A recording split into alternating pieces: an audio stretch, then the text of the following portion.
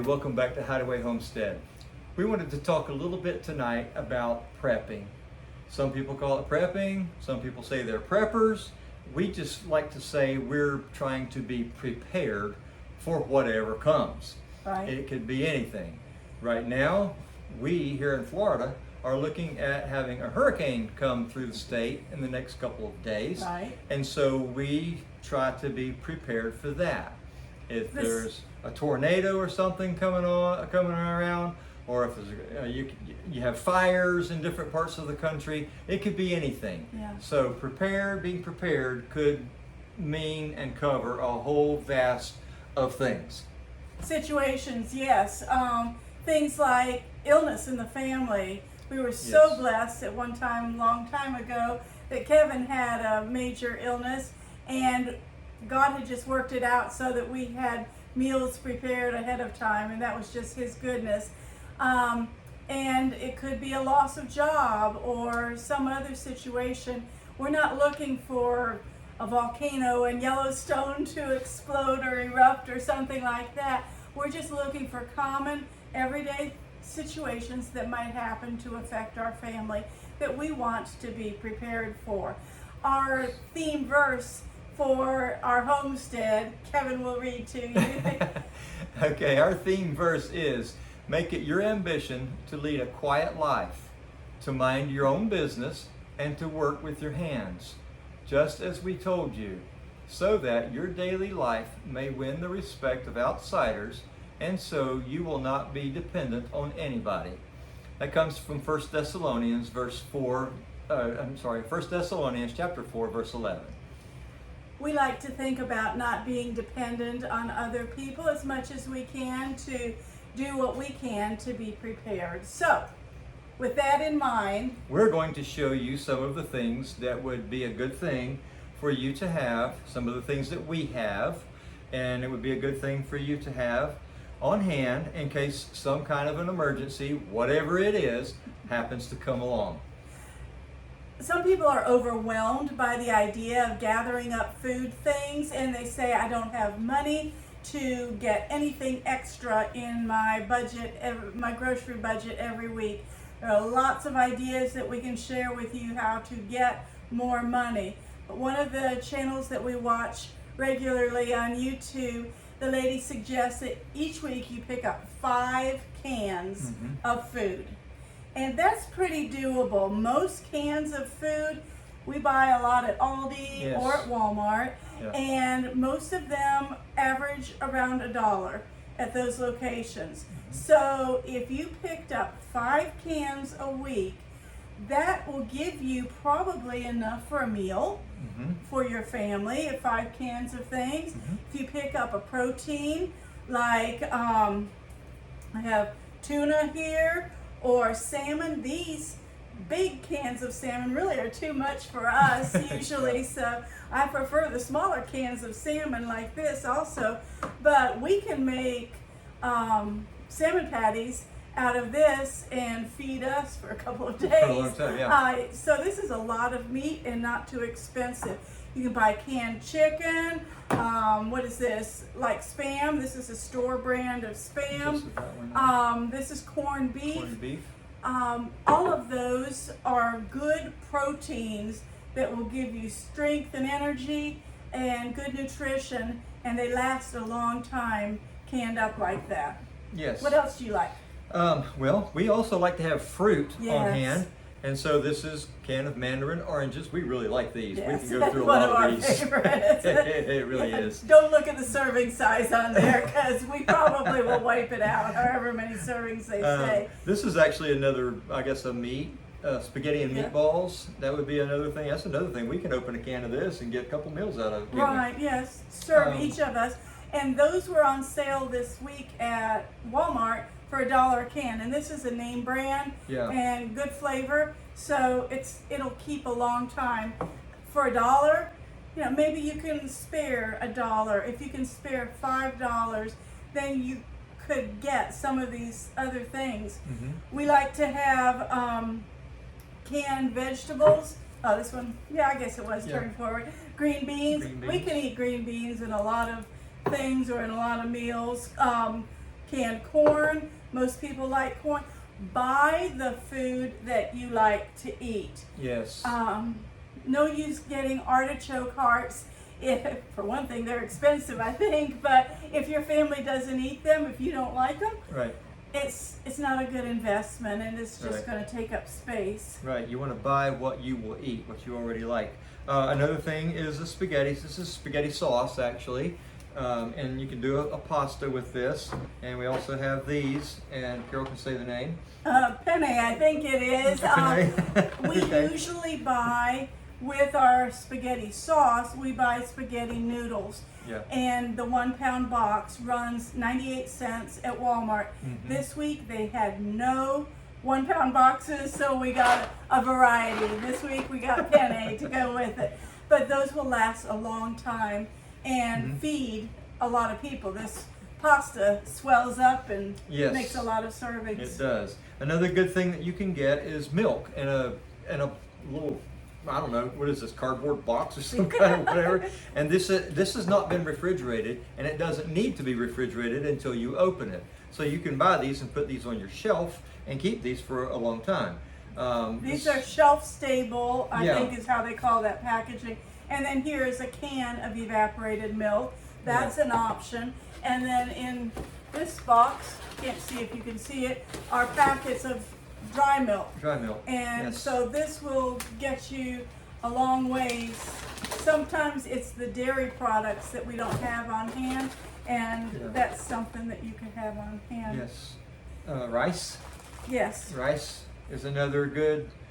The 1 pound carbohydrate. bags run just under $1 at Walmart. They're $1.25 at the Dollar Tree. Yes. So I buy them at Walmart and save a quarter. You can save a lot of money if you buy them in bulk, but when you're just getting started, buy something that's in a small package and you can afford it at one time. We've got some 10-pound bags of rice. Maybe they're 20-pound bags at the house. That's a whole lot of rice. So Yeah, it is.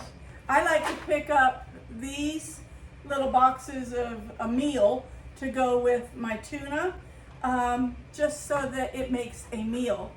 Growing up, we would have elbow macaroni and tuna and green peas and I think cream of mushroom soup, make a casserole. That made a big casserole for not very much money at all from shelf-stable foods. So if you select 5 things that are good, nutritious foods that you will eat each week, in 2 weeks you'll have 10 cans gathered up. Yeah. I'd say start with canned goods because they last a long time. They don't have to Yes. be refrigerated. Bugs are never going to get into a can Right. where they could get into something like this. We'll talk in other videos about how we would preserve this or the pasta to make it last longer and keep the bugs and critters out of it. Yes. A lot of good stuff.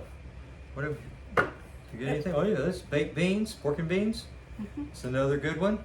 Right. This is a small can, and this, Why do we buy the small It's can? just the 2 of us, and Yes. so one of these small cans does well for us. Yeah. The 2 of us can eat 1 can of this, and we won't have leftovers. And they are a little bit more expensive per ounce. Yeah. But for the 2 of us to not have leftovers or have waste, it works out well. Beans, canned beans are good protein. Yes. And this is chili with beans, or you could have chili without beans. A little bit more money without the beans. But those are good meals that you can fix in a hurry if you're not feeling well and you have to put a meal together for your family or something like that. That would be a good thing. We didn't talk about the potatoes. Oh, okay. This is a package of dried potatoes, and we love these things. Yeah. We get these particular ones from Aldi, and for whatever reason, they have the best flavor. Yeah. Most of the time when you get dried potatoes like that, they're not that great. Mealy, maybe, Yeah. tasteless. But these things have taste to them. And this is a just add water kind of a thing. Yes. So that's a nice thing to do also. Some packaged mixes require you to add milk or some other ingredient that you might not have on hand. So if this cheesy tuna requires milk, and I haven't looked at it recently, then you could make your milk out of your dry milk, or you could shelf-stable milk, or your evaporated milk reconstituted. If you've got those things on hand, you can make that as a meal. Yeah. Something that we don't have on our table, peanut butter. Peanut butter. How did we forget peanut butter? Oh my goodness. I would suggest getting some peanut butter, unless you've got allergies or something like that. Peanut butter has saved our skin a lot of times when we just needed a meal, and it lasts a long time on the shelf. So it does. This will give you some ideas. Another thing to keep in mind is, what does it take to make a meal? Somebody I heard the other day suggested that you buy the ingredients for a meal.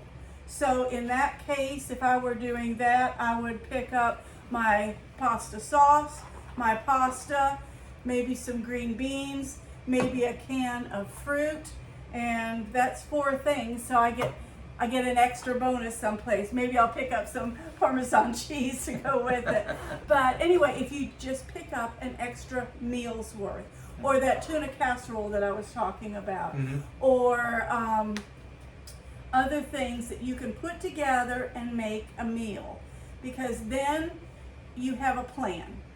And you know that if we get in a rush, if we lose power or something like that, we aren't able to get to the store for some reason. Yes. We heard tonight another YouTuber talked about how there is a possible longshoremen's strike coming up. The people who work the shipping docks and things where a lot of our stuff comes into our country, these guys are thinking about striking. If they do that, then that means nothing is going to move. There won't be any trucks picking up stuff from the harbors to take to the stores, and so there's another reason to prep, and in case something like that does happen. They're not saying that that's going to happen. It's just a possibility. They're talking about it. But if it does, then you need to be prepared. You need to have stuff already saved up and stored, so you've got something to eat. So you don't have to go out and run to the store in the middle of all the chaos that might be ensuing, and get in that craziness that's going to be going on. You know, like we have when we have hurricanes. I can't wait to see what the stores turn into in the next 2 days, since we've got a looming hurricane here. It just becomes a madhouse.